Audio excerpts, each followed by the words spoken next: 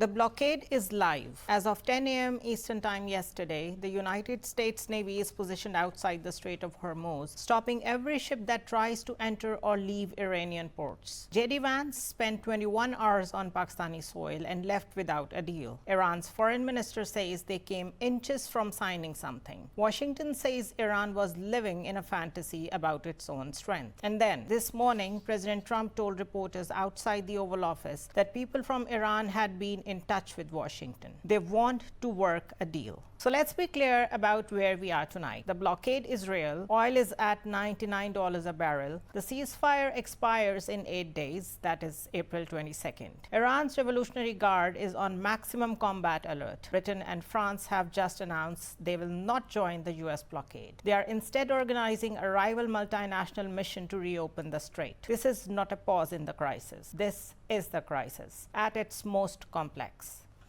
I am Zunaira Azhar and you're watching Decode, where we define and analyze the stories shaping our world. Tonight, we do not just report what happened in Islamabad. We decode what the world looks like with the blockade, no deal at the moment, and the Europe not responding to Trump's call to join the blockade.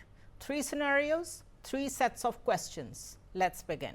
J.D. Vance, Steve Witkoff, Jared Kushner. That was America's team. Iran sent its foreign minister Abbas Araghchi. They sat in the same building, the Serena Hotel in Islamabad, for the first direct face-to-face US-Iran engagement in more than a decade. Pakistan facilitated and the world watched. Vance was on the ground for 21 hours. That is how long this negotiation lasted before it didn't get anywhere. Here is what we know about the breakdown. America's demands were sweeping: complete halt to uranium enrichment, dismantling of all enrichment facilities, transfer of highly enriched uranium out of the country, and an end to Iran's funding of armed proxies across the region. Full, permanent, verifiable, nothing halfway. Iran's position. It retains control of the Strait of Hormuz as sovereign territory. America lifts all sanctions. America pays war reparations. Iran keeps a civilian nuclear program, and Iran demanded a regional ceasefire, including in Lebanon, where Israel has continued striking independently of anything negotiated between Washington and Tehran. Iran's foreign minister said they came inches from an Islamabad MOU. He said they negotiated in good faith. They encountered his framing: maximalism, shifting goalposts, and a blockade. His words on record: 0 lessons earned. Pakistan was shocked. Prime Minister Shehbaz Sharif's government had invested enormous diplomatic credibility in this process. They expected more days of talk. What they got was Vance back on a plane. And then, while the Serena Hotel was still processing what had happened, Trump went to Truth Social. Effective immediately, he wrote, "The United States Navy will begin the process of blockading any and all ships." The blockade went live the next morning at 10 a.m. Eastern.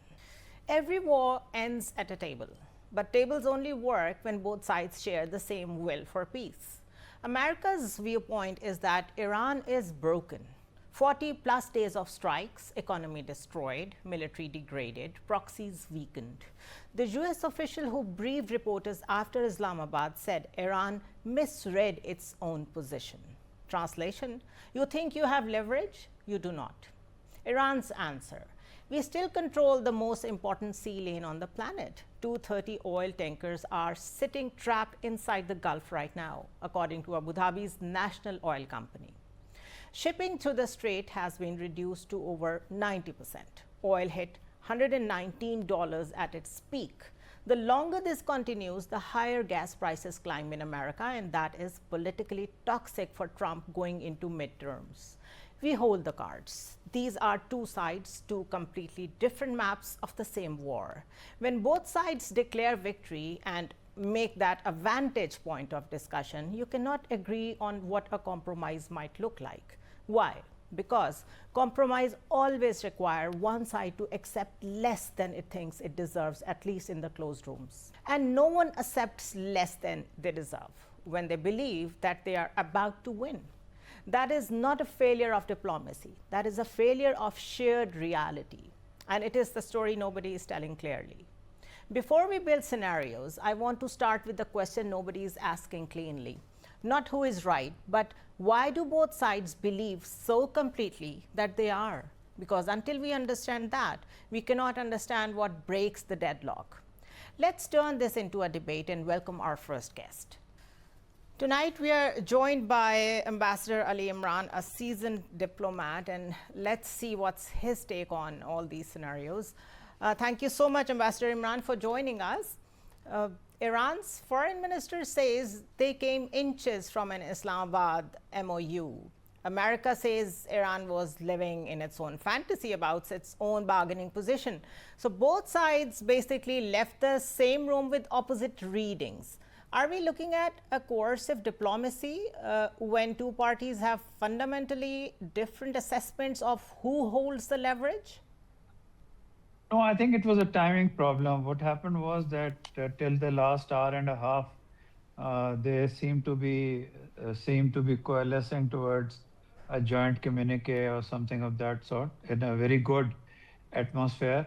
But then some people say a call came. I don't know about that, but then suddenly the US assumed a maximalist position as far as nuclear enrichment was concerned, and it said nothing less than zero enrichment and zero capacity to enrich, despite Iran being a member of the NPT.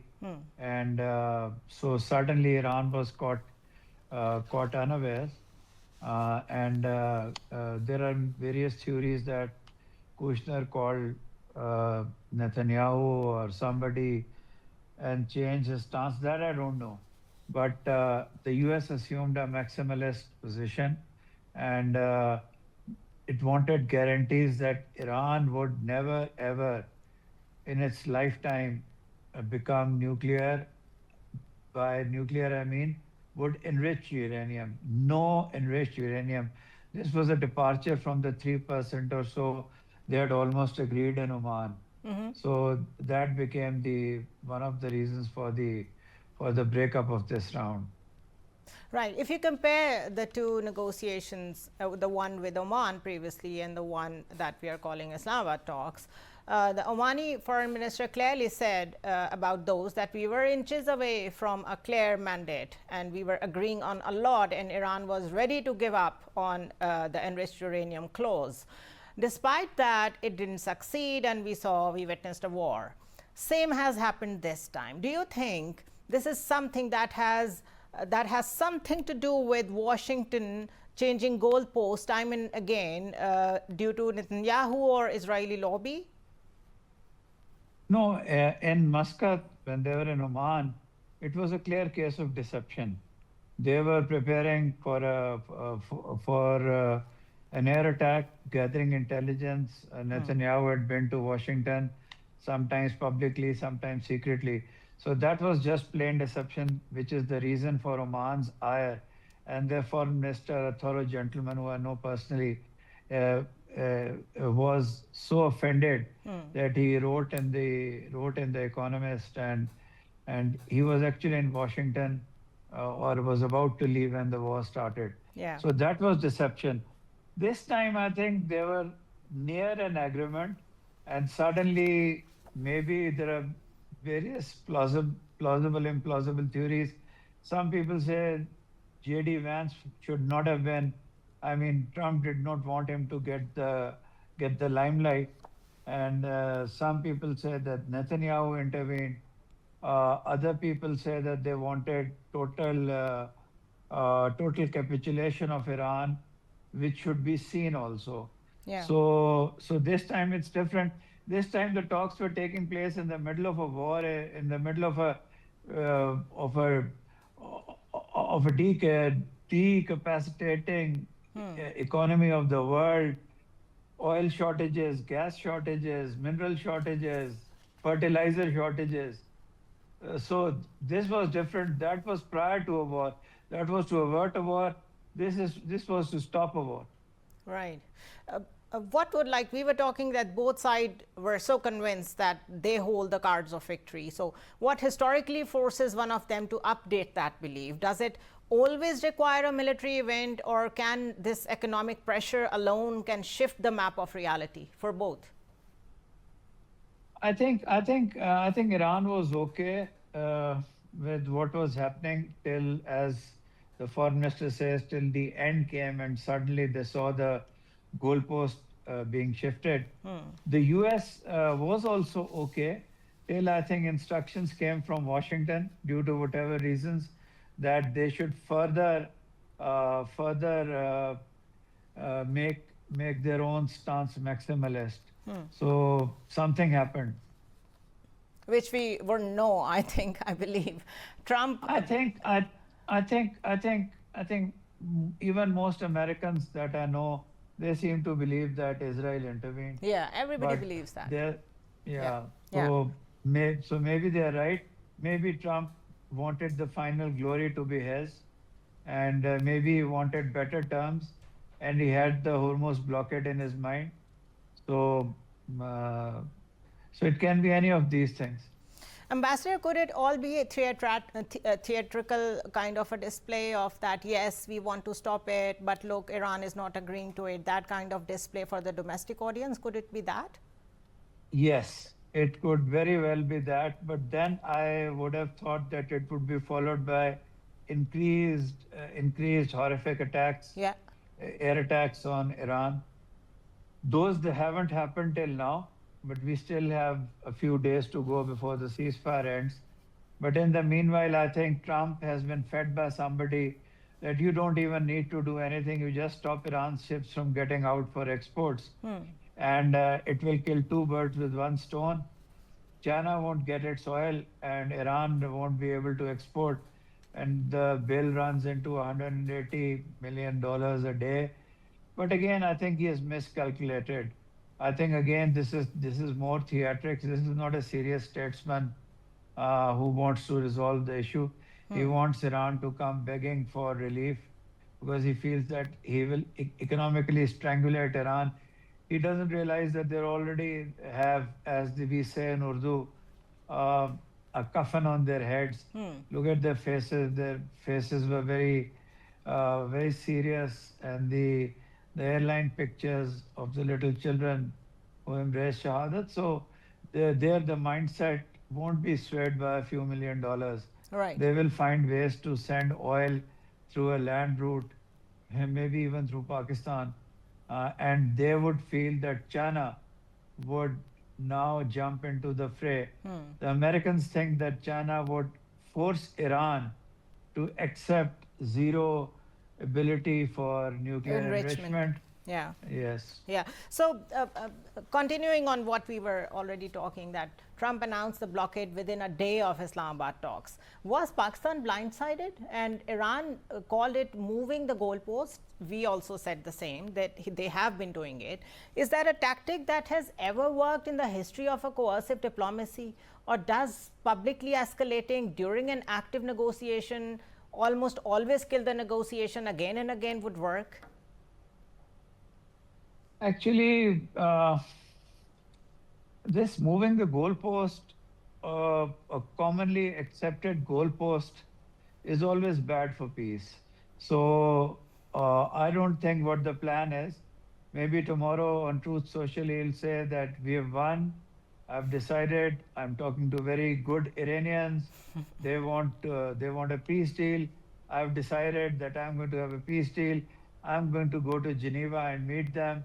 And there in Geneva, I will conclude the US victory and a band like that. I don't think he wants confrontation with China.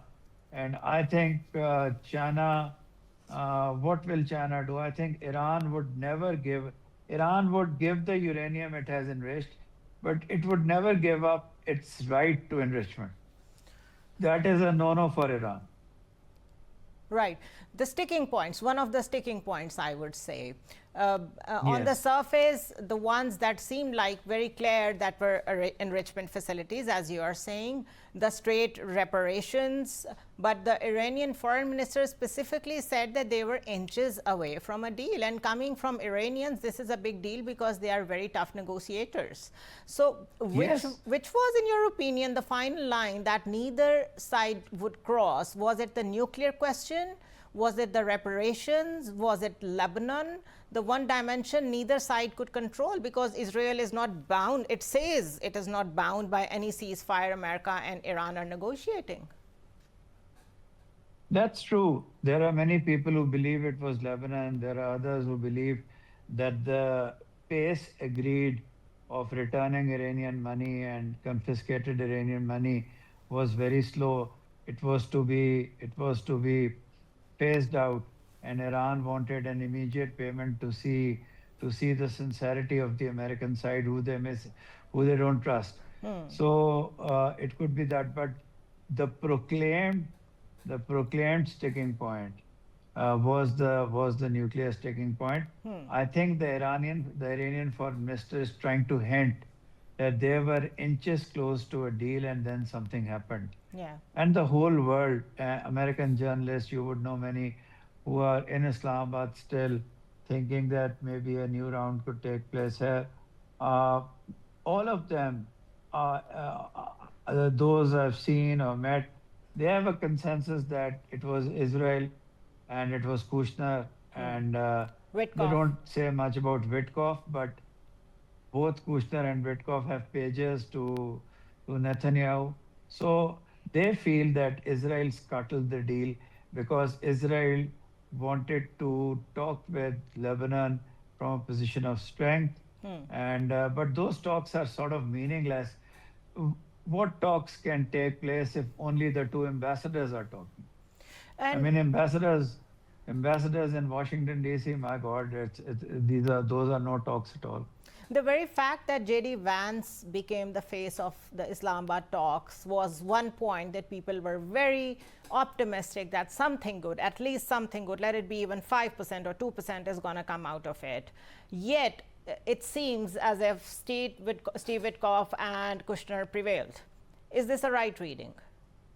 Yes, it's the right reading. Problem with J.D. Vance is that he is anti-war. He is not a Zionist, but he can't seem to be seen too much on the other side. Therefore, he refused to put his foot down and take a stance, because then he would have been labeled too much pro-Iran, too much pro-peace, too much anti-war. Or got He a wanted bad to, deal for America? yes. Yes. Do you see another round of talks in sight? Yes, I do. I do. I think they're also talking as we speak, at a junior level, and in the shadows. I think maybe even the leadership is talking. I think they haven't stopped talking, but I don't know whether formal round would be held and where would it be held. But I'm pretty sure that something is going to happen. Diplomacy is going to get another chance. Ambassador Ali Imran, thank you so much for your time.